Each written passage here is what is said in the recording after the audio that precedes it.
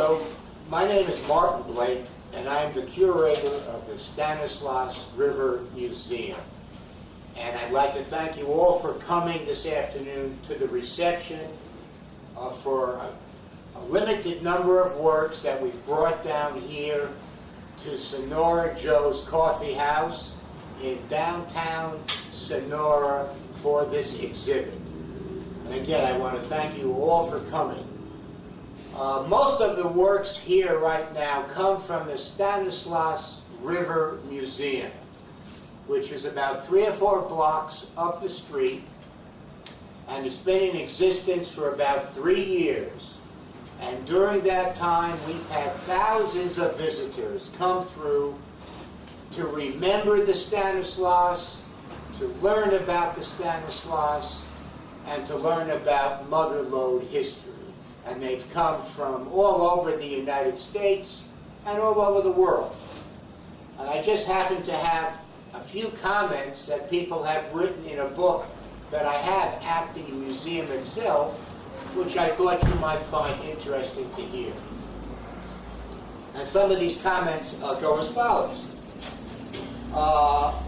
This is a must-see and a must-know of past events. A.J. Roston. I was baptized in this river. James Fuller. Terrific lesson. Thank you. Sally O'Brien.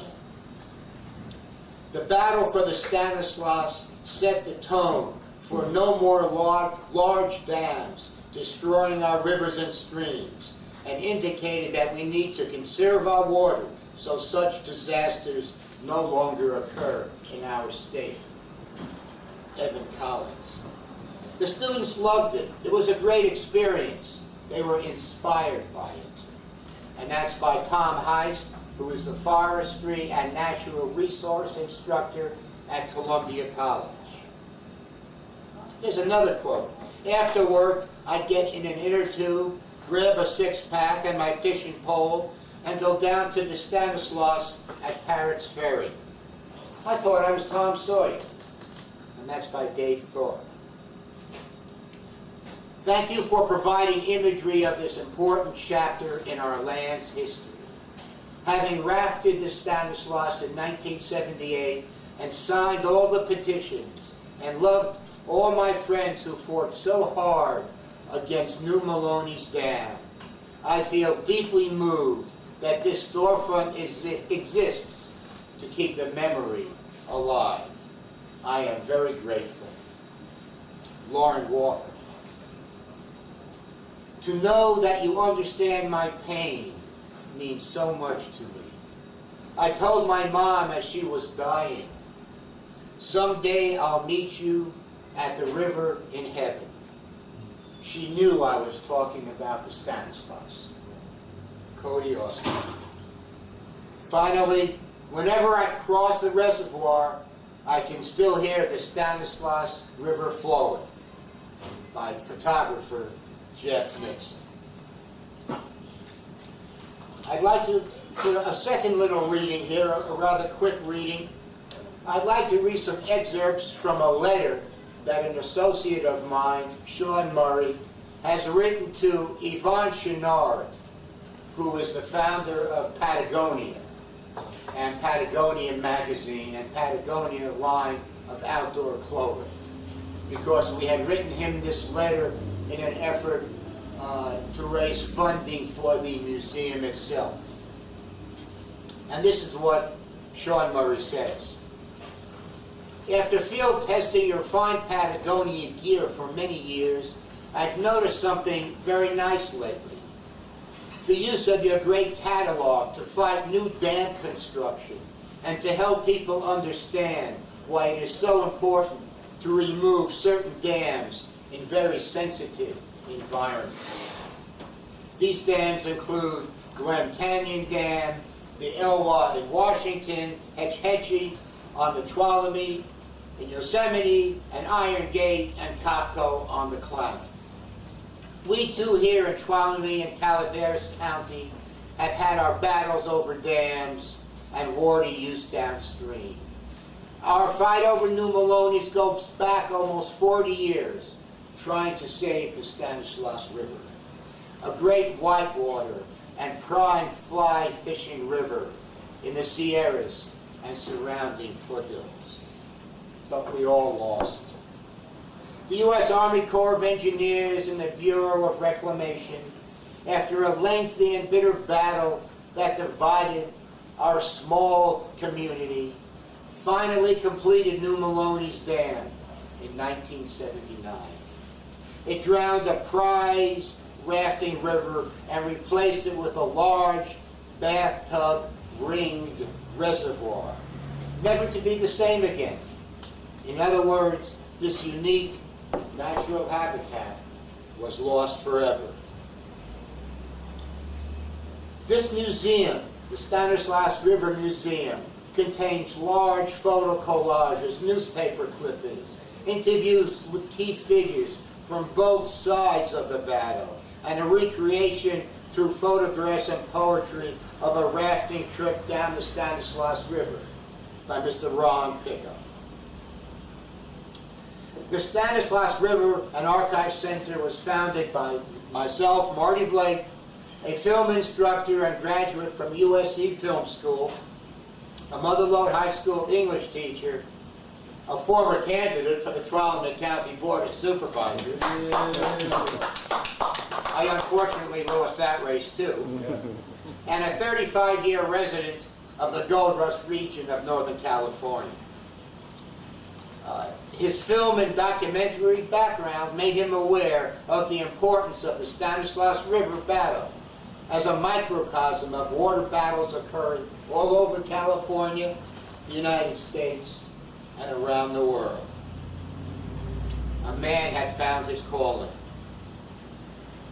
Since the opening of the museum over 2.5 years ago, thousands of people have visited this free admission, non-profit museum, some as far away as Turkey, with locals coming in to remember and others coming in to learn about the real consequences of corrupt water policies in California and around the West.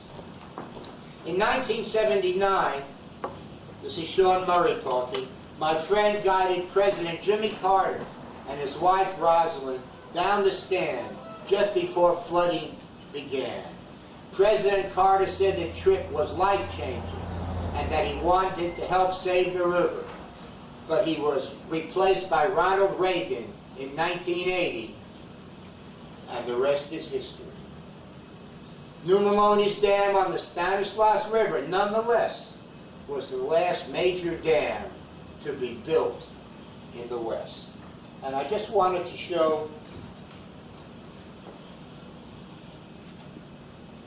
a pictorial montage of Jimmy Carter's visit to Stockton, California in 1980, at which time he announced that he was in favor of wild and scenic for the Stanislaus River. And President Carter doesn't always get credit for all the wonderful things that he's done, but this is something that he should get credit for.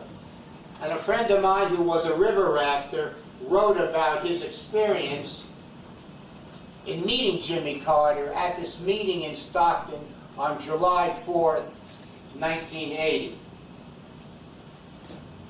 And this is what he said. This was the question that my friend asked. All right, these are two difficult questions. And before I answer them, I know I'll take off my coat, okay? It's kind of hot up here. This is President Carter talking. As you know, on the Stanislaus River, the New Melones Dam, we have to go by what the law says and also how the courts interpret the law. And he's speaking in front of a large group of farmers, so it took a lot of courage for President Carter to make this kind of a statement. We are now at the point where the Secretary of Interior, with my approval, has authorized the filling of the lake to the 808-foot level. And I believe in the wild river concept, and I think the Stanislaus River is one of the most beautiful rivers on earth. The Secretary of the Interior has informed the Congress in the last few weeks, accurately, that the upper part of the Stanislaus River was suitable for a wild river designation. I don't know yet what Congress will decide. It will be decided by all 535 of them in the House and Senate. My guess is, my present prediction is that if the bill gets to my desk, otherwise acceptable, and with that in it, that I would sign it. To answer your first question, ordinarily legislation of this kind is extremely complicated, and it has literally hundreds, sometimes thousands of individual items in them. So I think I've answered your question, that if Congress decides this, then I would sign the bill. Of course, upon hearing the President's support for the Wild River designation, we were ecstatic and cheered wildly. I'll never forget the disapproving looks and scowls we got from those around us. Some even told us to shut up. As the meeting wound down and President Carter and his wife filed out of the auditorium, we realized he would walk right by us because we were on the aisle. As he approached, I stuck out my hand and yelled, "Mr. President, thanks for your support of the Stanislaus River." He took my hand and gave me a great big smile, punched me in the shoulder and said, "Right on." And that's by Brian Lukes, who has recreated his conversation with President Carter. And these are the kinds of works and the kinds of history that we have continued to include in the Stanislaus River Museum. At this point, I would like to introduce a very close associate of mine, an award-winning poet and photographer, Mr. Ron Pickup, with whom I've done many shows, and I'm truly honored to have him as a very close associate. I would also like to just briefly name all the wonderful photographers who've contributed to this exhibit, from Dale Batchelor to Tyler Childress to Michael Harami, to just a large number of wonderful, wonderful people who have made this exhibit and the Stanislaus River Museum an ongoing success. So at this point, may I introduce Mr. Ron Pickup. Thank you, Marty. Marty and I have this little ritual we go through at these occasions where we discuss what was lost and what was saved in the Stanislaus River, sort of whether the glass is half full or half empty. And I've written part of it that was lost. The Stanislaus River Canyon, what was lost? The loss of the Stanislaus River Canyon was huge and devastating to the thousands of Stanislaus visitors who enjoyed the river's multi-offerings a year-round with almost religious fervor. Lost was the 9 miles of beautiful Class 3 rapids and falls personified with names such as Cadillac Chalet, Death Rock, Double Staircase, by river runners who read their waters. Lost were the majestic 1,000-foot-high cliffs hollowed by million-year-old wild limestone caves. Their eternal formations, created drip by drip over eons, abruptly ceased. Lost were the lower reaches of wild little tributaries, the likes of Stony, Knight, and Rose Creek, and the South Fork Stanislaus, offering their unique seasonal charms and side stream adventures. Lost were the 10,000-year-old prehistoric sites with rock art petroglyphs and bedrock mortar holes, offering inspiration and insight into creatively simple, idyllic lives. And the century-old Gold Rush ruins running the full length of the river, offering a first-hand, hard look into the not-so-romantic lives of the laboring gold miners. Lost was the whole historic mining town of Melones and the ruins of 94 years of mining operations in the richest of the southern mines and the largest mining camp of the Mother Lode. And lost was Parrots Ferry. Its lazy green currents flowing between fine white beaches where the old ferry had once traversed the Stanislaus. Here, generations of families had traditionally gathered in summer for trout fishing, picnics, and camping.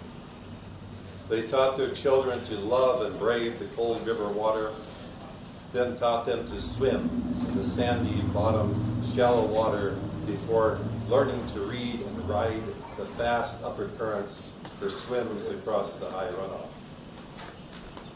The losses of the river canyon have been large and insurmountable. Only rich memories remain and a new vision to save our remaining rivers. Thank you so much, Ron. I would just like to balance what Ron has just said concerning what was lost with the Stanislaus River Canyon, what was saved. Sometimes in the face of deep felt loss, it becomes very difficult to recognize what has been saved. Such is the case with the loss of the Stanislaus River, as 2.4 million acre-feet of water buried this archaeological, historical, wildlife, and recreational treasure. Yet upon further examination, there is much to recognize as being saved from the rising waters behind New Melones Dam, beginning in January 1979. First, the archaeological company doing final mitigation in the Stanislaus Canyon discovered incredible prehistoric and gold rush artifacts, including the very rare fig bitters bottles in the basement of Robinson's Ferry House at the entrance to the gold rush city of Melones. Second, also saved, was the old Pendola Ranch, agricultural center for Old Melones for over 100 years. Its redwood rescued and recycled by Richard Anderson and his merry band of dismantlers as the waters of New Melones rose around them in April 1979. This recycling of history became the new Pendola Ranch, built by Mr. Anderson in a similar gold rush architectural style in the nearby gold rush town of Calaveritas. Third, sculptor Richard Close created a ceramic art piece, timepiece, an archaeological time capsule placed secretly in the Stanislaus Canyon to be eventually saved hundreds of years hence, when possible dam failure should reveal this artwork and celebrate personal responsibility and cultural connection. Fourth, 16-year-old Susan Brooks came to the stand to save as much threatened wildlife as she possibly could. A truly one-person mission of mercy. Fifth, knowledge shared and alliances created on all sides of river conservation issues led to the saving of the Tuolumne and Clavey rivers from proposed dam projects. Finally, moments of rebirth of the Stanislaus River itself have occurred, as rising and falling reservoir levels have allowed certain rapids and vegetation to reappear temporarily for the amazement and enjoyment of many. It thus appears that in the midst of such painful loss, the seeds of hope and understanding have been able to sprout, suggesting that the future may bring greater awareness of the connectivity of people, cultures, and nature. Now, I would like to close this presentation with a poem that was recently given to me by a resident of Columbia, California. He works as a street musician in Columbia State Park. and people are constantly remembering and celebrating the Stanislaus River. Everyone carries a part of the Stanislaus River Museum in our hearts. And he writes, Parrots Ferry, revised. Cold feet and smoky fires. It was crazy then. Living in a tent at Parrots Ferry, one forfeits the rational leaping from indifference to love.